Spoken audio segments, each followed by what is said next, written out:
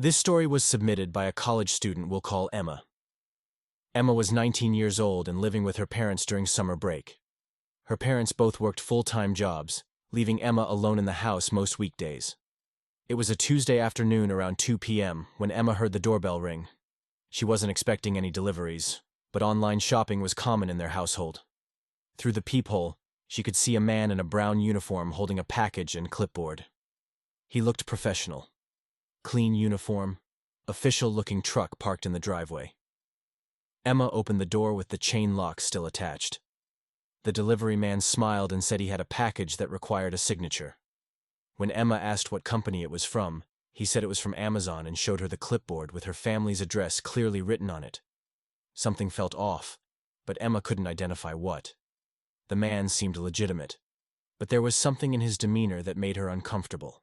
He kept glancing past her into the house, and when she asked to see the package label, he angled it away from her view. Emma told him she'd need to see identification first. That's when his friendly expression changed. He became insistent, saying he was running behind schedule and just needed her to sign quickly. He even tried to push the clipboard through the gap in the door. Emma's instincts kicked in. She slammed the door shut and locked it, then watched through the peephole.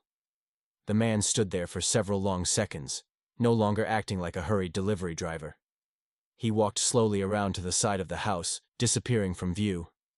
Emma grabbed her phone and called her mother at work. While she was explaining the situation, she heard a sound that made her blood run cold, the distinct rattle of someone testing the back door handle. She ran to the kitchen window and saw the same man walking around the perimeter of the house, testing windows and doors. He was no longer carrying any package or clipboard. Emma immediately called 911. The operator told her to stay on the line and find a secure room with a lock. Emma ran upstairs to her parents' bedroom and locked the door. From the window, she could see the man's truck was blocking her view of the street, positioned to prevent neighbors from seeing what was happening. While waiting for police, Emma heard sounds downstairs. Footsteps on the hardwood floors. The man had somehow gotten inside. Emma whispered to the 911 operator that the intruder was in the house.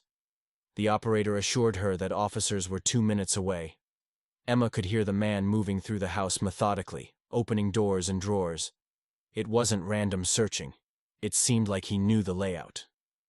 When she heard footsteps on the stairs, Emma hid in her parents' walk-in closet. The bedroom door handle rattled. Then came 3 deliberate knocks. The man spoke in a calm voice. "I know you're in there. I just want to talk." Emma remained silent, holding her breath. Police sirens finally pierced the silence.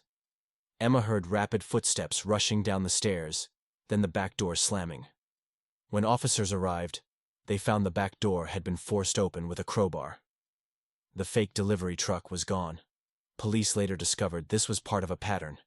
The man had been targeting homes during daytime hours when only young women were present. He would pose as a delivery driver, case the house, then return later to break in. Emma's quick thinking and refusal to fully open the door had likely prevented something much worse. Emma's family installed a comprehensive security system that week. She never answered the door alone again, no matter how official the visitor appeared. This account comes from someone we'll call Marcus, who was 16 when this happened. Marcus's family had gone on a week-long vacation to visit relatives across the country. Marcus stayed behind because he had a summer job and couldn't take time off. The house was a 2-story colonial with a finished basement that served as a recreation room. Marcus spent most of his time there playing video games and hanging out with friends. On the 3rd night alone, he began noticing small things that seemed off. Food was disappearing from the refrigerator. Not entire meals, but small amounts. A sandwich he'd made for lunch would be missing a few bites. Milk cartons would be noticeably lighter. Marcus initially blamed his own absent-mindedness, or thought maybe friends had taken more food than he'd realized. Then came the unexplained sounds. Late at night, Marcus would hear what sounded like footsteps above him when he was in the basement. At first, he assumed it was normal house settling, but the sounds were too rhythmic, too purposeful. They followed a pattern, starting in the kitchen, moving through the living room, then stopping near the basement door. On the 4th night, Marcus decided to investigate. He turned off all the lights in the basement and crept upstairs. The house was completely dark and silent. Marcus checked every room, every closet, even looked outside. Nothing. But when he returned to the basement, he noticed something that made him question his sanity. His video game was still running, but the character had moved. Marcus distinctly remembered pausing the game before going upstairs, but now his character was in a completely different location. Someone had been playing while he was gone. Marcus convinced himself he must have forgotten to pause the game. But that night, as he lay in bed, he heard the basement TV turn on. The volume was low, but he could clearly hear the sounds of the video game he'd been playing. Marcus grabbed a baseball bat and slowly made his way downstairs. As he approached the basement, the TV suddenly went silent. When he turned on the lights, everything appeared normal. The TV was off, the game console was off. Nothing seemed disturbed. But the couch cushions were still warm, as if someone had just been sitting there. The next morning, Marcus called his parents and told them he wanted to stay at a friend's house for the rest of the week. His parents were concerned but agreed. As Marcus was packing his things, he decided to do one final check of the house. In the basement, Marcus noticed something he'd somehow missed before. Behind the furnace, in a corner that was barely visible, someone had created a small living space. There was a sleeping bag, some personal items, and several empty food containers, the same brands that had been disappearing from their kitchen. Marcus ran upstairs and called the police immediately. When officers arrived, they found clear evidence that someone had been living in the basement for an extended period. The intruder had accessed the house through a basement window that had a broken lock, something Marcus's family hadn't noticed because it was hidden behind bushes. Most disturbing was what police found in the makeshift camp. A notebook containing detailed observations about Marcus's family's routines, their schedules, and even personal information gathered from mail and documents found around the house. The intruder had been studying them for weeks, possibly months. The person was never caught, but police believed it was someone who had been watching the house and knew when the family would be away. Marcus's decision to leave early may have prevented a direct confrontation with someone who clearly had no intention of remaining hidden much longer. Marcus's family installed motion sensors and upgraded all their locks before returning from vacation. They also discovered that the basement window had been compromised for some time. Whoever had been staying there may have been coming and going even when the family was home, waiting until everyone was asleep.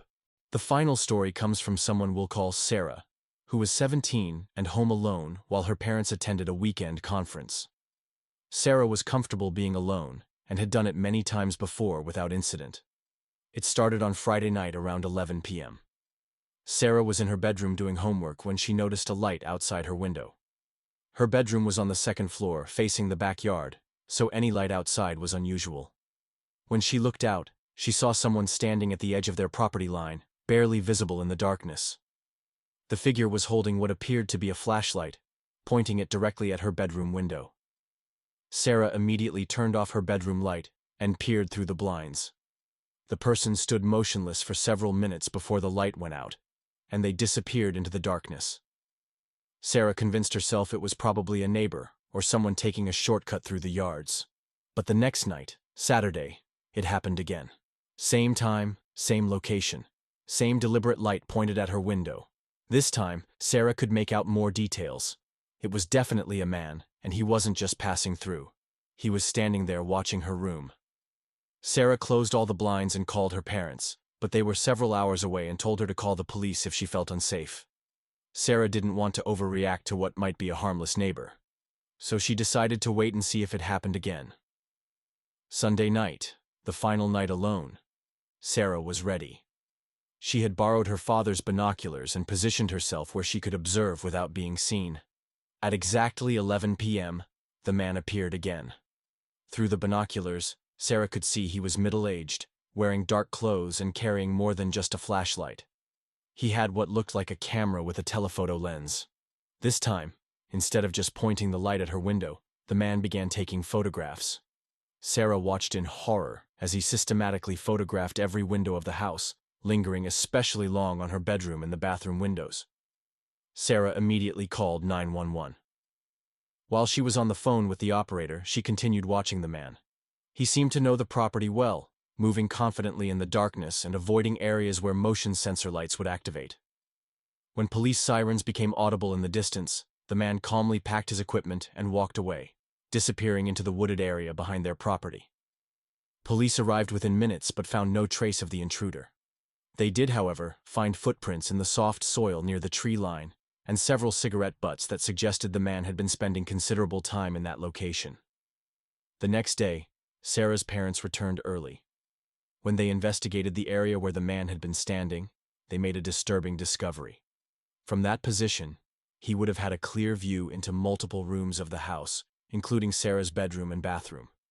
Someone had been watching their family for an unknown period of time. Police canvassed the neighborhood and learned that other families had reported similar incidents over the past month. A man with photography equipment lurking near homes at night. No arrests were made, but the pattern suggested this wasn't random behavior. Sarah's family installed security cameras and motion-activated floodlights around the entire property. They also discovered that their Wi-Fi network had been accessed by an unknown device, suggesting the stalker may have been stealing personal information as well as taking photographs. What bothered Sarah most was the timing. The man had appeared each night at exactly 11 p.m., when she would normally be in her bedroom. This suggested he had been watching long enough to learn her routine. The thought that someone had been studying her habits for weeks or months made her feel violated in a way that took a long time to overcome.